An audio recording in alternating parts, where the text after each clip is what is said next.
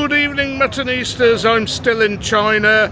We've had to leave Jimmy behind in Guangzhou. I'm here with Mr. Fu in a city that we both visited together. I think it was 27 or 28 years ago. It's China's fourth biggest city, Chongqing, and some say it serves up the spiciest food that you can get in China.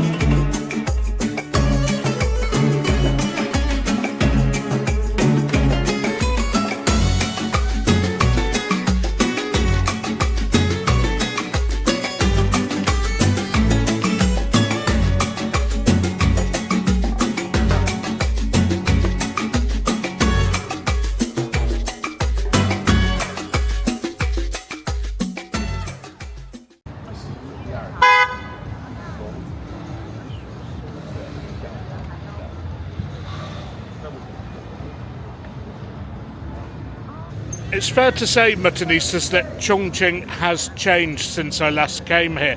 I was lucky all those years ago to be able to see the three gorges on a cruise before it was all flooded up to build that massive dam.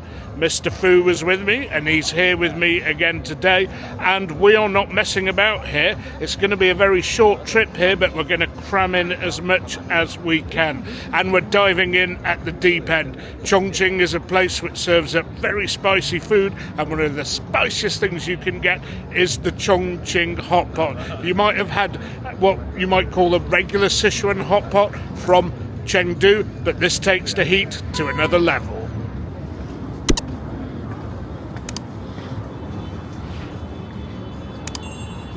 Outside. Wow. Outdoor alfresco hot pot eating. Uncle Jason. Hello, Uncle Jason. Jason from Manchester. How do you do? 行吗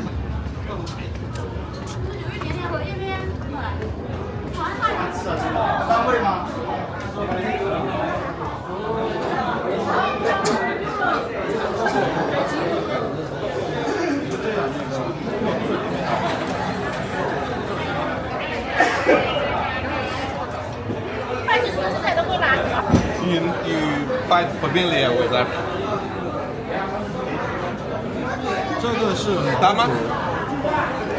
大吗？那个的。这个是猪肉，但是呢，它加了嫩肉粉，我们叫嫩肉片。这个是牛筋、牛蹄筋，一有。然后香菜丸子。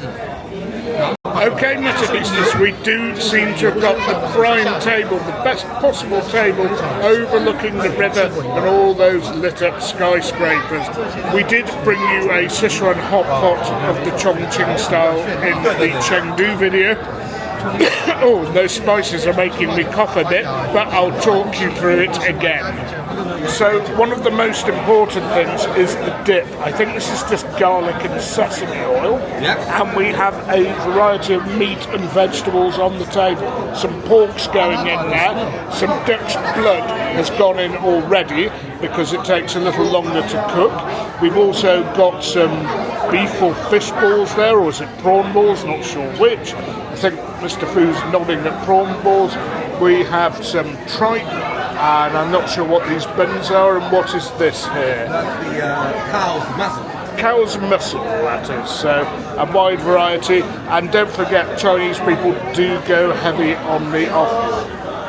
And you might be wondering why there are separate sections of the hot pot here. It's the same broth, it's the same, I think it's butter, Chongqing spicy butter broth, and we've gone for medium hot, but that's medium hot by local standards. But every little section has different cuts of meat, fish or vegetables inside. busy place this. It is a Saturday night, and with these views and this stunning old school decor, who can blame the punters for wanting to come here? And given we're with local friends, we seem to have local friends or friends of Mr. Fu all over China, I think we're probably being taken to one of the top hotpot places in Chongqing, which is saying a lot.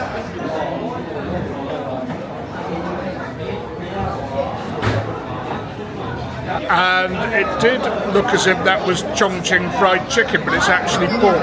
Something ready to eat whilst the rest of the stuff was bubbling away. And the hot pot's nearly ready, mainly because our friends got here first, because it's so hard to get a table, especially this one next to the river.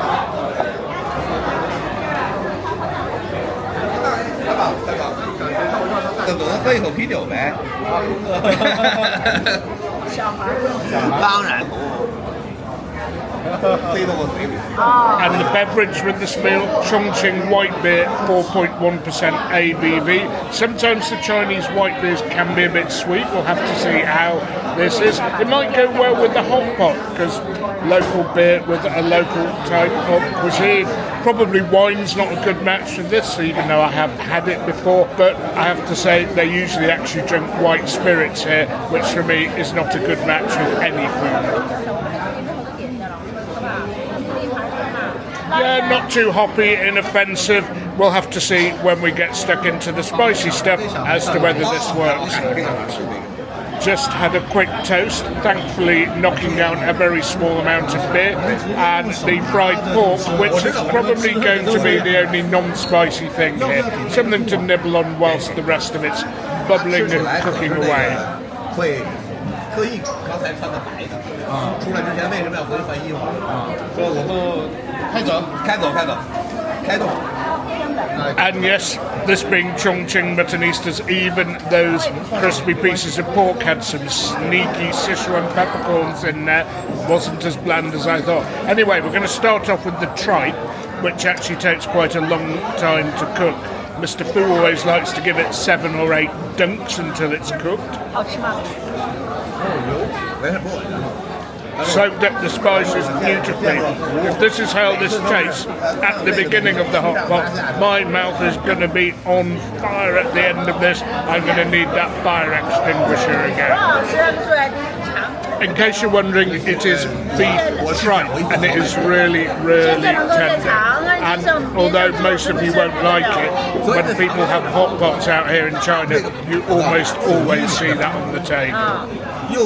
And part of the trick or the skill with these hot pots is to make sure you keep dunking in your dip so your dip gets progressively spicier. I've seen a few people avoid doing that by putting their cooked items onto plates. No half measures with me though, Muttonistas, onto a beef ball. And now for a different part of the cow's stomach.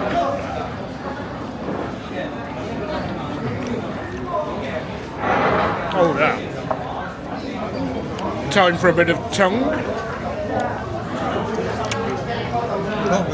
And the offal just keeps coming and coming. And the reason why offal's popular is because it really does soak up those spices. Now we've got cow's muscle from the foot. Never had that before, but it does work well. Yes, slightly gelatinous, but also pretty meaty. Time for a bit of eel, and just before I do have that, I'm lucky that this old-fashioned table is like square shaped rather than round shaped, because otherwise being a left-hander you end up bumping into a right-handed diner sitting next to you all the time. The eel taste, as you'd expect, of course, well spiced up. Wow, when the tofu skin and the veg come later, what flavours there are going to be dancing around in this hot pot. Methinks I'd better have a quick slurp. Yeah, and the slight sweetness from the beer, actually it works well. I guess there's a reason why it was ordered. So even our local friends are a bit wary of having some things at the end here, like the veg, but don't worry, Muttonistas, I'm not bottling that one, I'm going to have some. Anyway, on to something a bit more regular, just a regular cut of pork loin, I think. And when you have these hot pots, it's always a good idea to put, shall we say, the more regular cuts of meat in pretty quickly early on, because apart from the fact that you can cook them when the hot pot's at its hottest and cook them quickly, you want them to basically meet up the flavours in the hot pot and your dip. Okay, things are getting serious here. We have got some pig's brain and we've got some kidneys.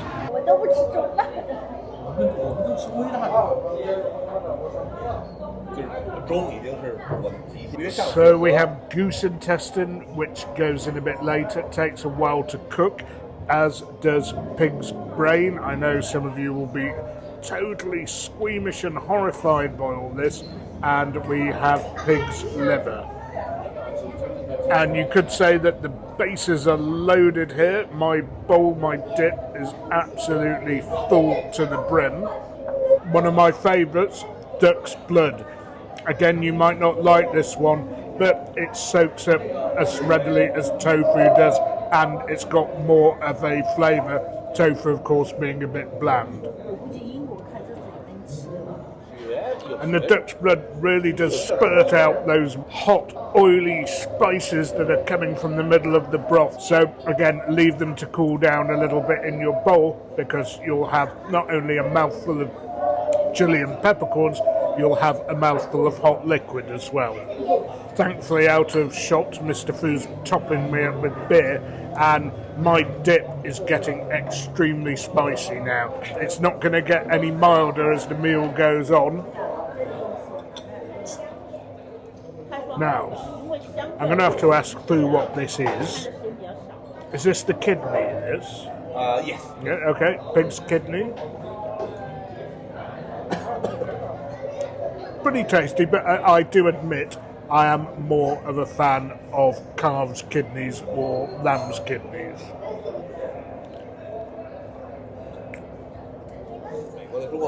Okie dokie. Something else has been put into the hot pot. Sausage. It's Guangdong Canton style sausage.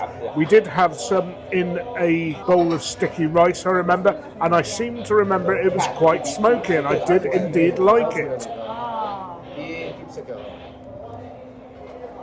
Yeah, exactly as I expected. Smokiness and a little bit of sweetness as well, not very much. Didn't actually soak up much of the hot pot though.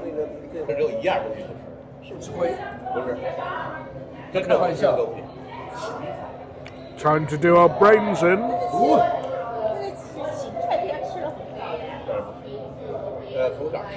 So, as you saw, the brains have been put into my dip. They will soak up the spice big time. And I've had brains in a lot of countries, Pakistan, for example. I've had them in France even, and they are finger-licking good. Of course, in those countries, again, calves or sheep's brains. Here we go.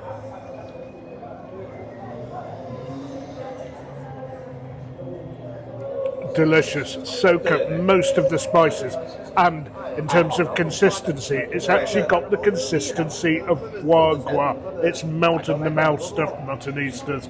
I know whatever I say, I won't persuade the majority of you to try them, but you can get them in French restaurants, Spanish restaurants, Pakistani restaurants, all sorts of restaurants. Something I've left to cool down a bit. The bamboo. Looks like it's a green vegetable when it comes out, but it is actually bamboo. Well, I suppose it is a vegetable, and this should be very, very spicy. My mouth is already comfortably numb. That is properly spicy. I can't say it actually tastes of a lot, except for the spices. So, I've got a very numb mouth. I'm kind of nearly done here. I'm going to have some of those goose intestines, and then of course the best bit at the end, the vegetable, which should really set my mouth on fire.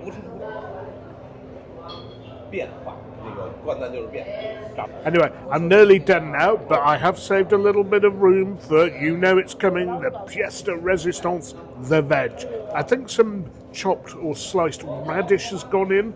I'm not quite sure what it was. It looked like onion, but I think on second thoughts it's radish. And we've got the best cut of all, those leafy greens.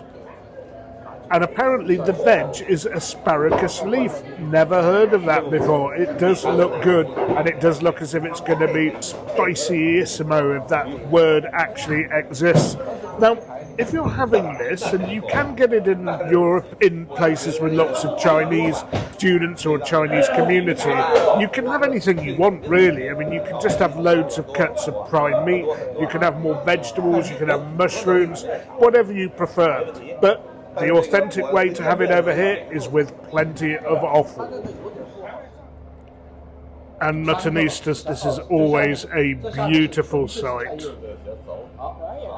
Watching that veg get coated in spices, ready for Mr. Fu to demolish in one. And of course in China, veg is always cooked very lightly, hot pots no exception. They won't spend that long in there, but long enough to have enough to boil my bollocks off. Okay, very quick slurp, just so I've got enough afterwards, after the inferno that's awaiting me. Right, let's go for this. A bit awkward for me to pick up, because obviously no half measures here, Muttonistas. I've gone for a massive piece of this, dripping that oil onto the table, so I'm going to have to really lean forward to avoid staining my shirt. So spicy, but so tasty as well. Muttonistas, if it doesn't hurt, it doesn't work. Oh wow, yes indeed. I think a few Sichuan peppercorns got caught up in that lot as well. Quick slurp. Going to have one more just for the road, just because I want to make sure I'm getting the full authentic flavour here. And I must admit, I thought it had gone in for too long, but my friends have said, no, give it another minute, and it was still very, very crispy and crunchy. Seconds out, round 2.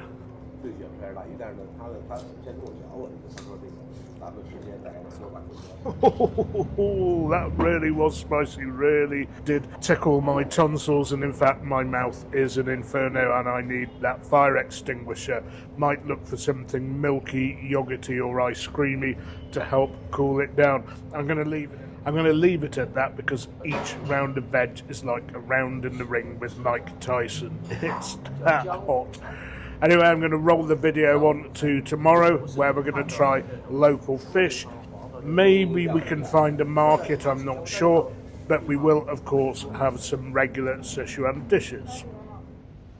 Muttonistas, as I said at the beginning of some of these videos, not all of them, my footage was too long. I took too much footage. Well, maybe not, there's never such a thing as too much, but I've broken these videos down into small chunks.